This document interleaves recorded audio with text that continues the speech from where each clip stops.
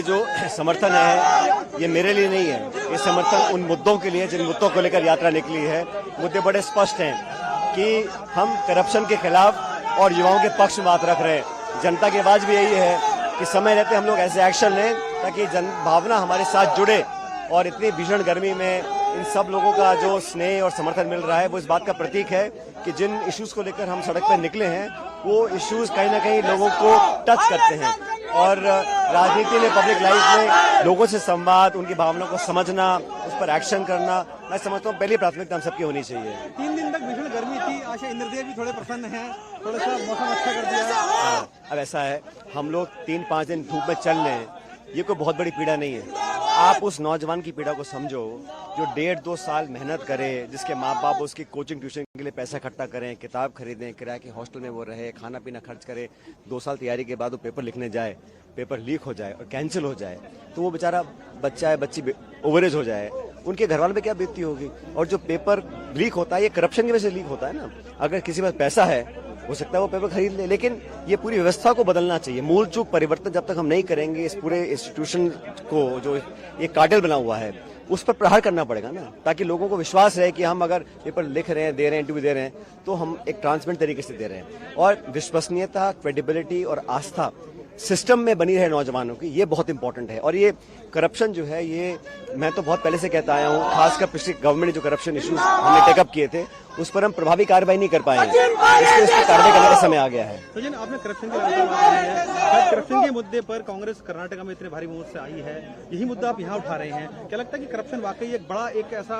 Tool बन गया है कि जनता भी? देखो, लोग इसकी चर्चा शायद ना करते हो, लेकिन ये हकीकत है कि करप्शन से मध्यम वर्ग, जो गरीब तबका, जो आम व्यक्ति है, जो बहुत पैसे वाले हैं उनको तो ज्यादा फर्क नहीं पड़ता होगा, लेकिन जिस व्यक्ति को पेट काट के बच्चों को पढ़ाना पड़ता है वो व्यक्ति जानता है कि दिहाड़ी क्या होती है, रोज पैसे कमा के चूल्हा जलाना क्या होता है। तो उन लोगों को करप्शन सबसे ज्यादा प्रभावित उनको करती है, इम्पैक्ट करती है। और कर्नाटक में हमने जो आरोप लगाया था बीजेपी सरकार के ऊपर, 40% कमीशन सरकार, भ्रष्ट सरकार, वो आरोप कहीं ना कहीं सच लोगों ने माना, इसलिए कांग्रेस को भारी मोहम्मत दिया है। तो हमको जो विश्वास जनता का प्राप्त हुआ है वो हमारे जो करप्शन के एलिगेशंस थे और हमारी 5 गारंटीज थी उसको देखकर जनता ने दिया। अब हम जब सरकार बना रहे हैं तो हम लोगों को तो कार्रवाई करनी पड़ेगी ना। बोमई सरकार के जो करप्शन इश्यूज थे उसको टेकअप करेंगे।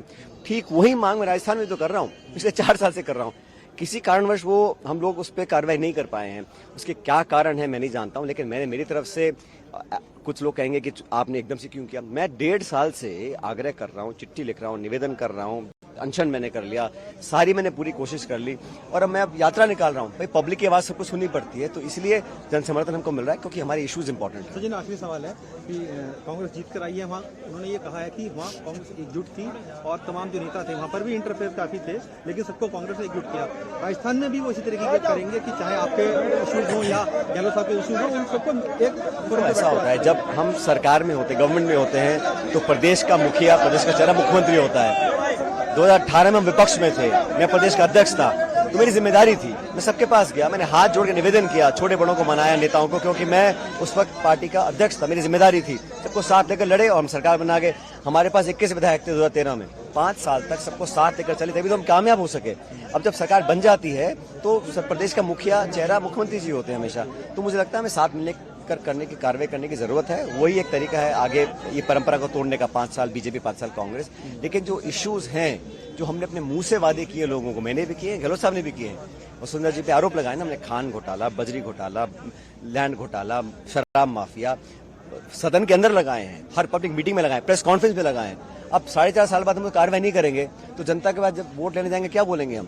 तो मेरा तो बड़ा सिंपल सा निवेदन है, मैंने कभी किसी के खिलाफ कुछ नहीं बोला, मैंने कभी किसी को गाली नहीं दी, कभी आरोप नहीं लगाया, कभी अपशब्द का प्रयोग नहीं किया, संयम और सीमित भाषा में हर एक का इशू को रखा है। तो ये तो काफी एलिगेशन लगे हैं सर। वो तो क्यों लग रहे हैं आप समझो ना, मैं इशू उठा रहा हूँ करप्शन का, मैं इशू उठा रहा हूँ पेपर लीक का, 3 साल तक नहीं लगा किसी ने भी। तो एलिगेशन लगाना बड़ा आसान बात है ना, तो मैं एलिगेशन लगा सकता हूँ आपके ऊपर, आप 5,000 करोड़ रुपए खा गए, उसका तो कोई तर्क नहीं है। एलिगेशन लगाने में कोई खर्च किसी का होता नहीं है, लेकिन एलिगेशंस लोग देखते हैं आपके एक्शंस क्या हैं। और 25 साल से इस प्रदेश में जो हो रहा है हम सब देख रहे हैं, 5 साल बीजेपी, 5 साल कांग्रेस, ऐसा क्यों? तो लोगों में हमारे विरोधी भ्रम फैला सकते हैं कि हो सकता है कुछ अंडरस्टैंडिंग हो। अगर हमको वोट लेना है जनता का दोबारा से, तो हमको प्रूव करना पड़ेगा कि हमारी अंडरस्टैंडिंग नहीं है। मैंने कभी ऐसा कहा ही नहीं है। अब लोग बेवजह सफाई दे रहे हैं, उसका तो मैं क्या कर सकता आप मंथ अंडरस्टैंडिंग पूरी तरीके से सरकार के साथ रखते हैं? हूं। मैं तो समझता हूं हमारे इश्यूज इंपॉर्टेंट है और पब्लिक की आवाज को सबको सुनना चाहिए। धन्यवाद। सच्चे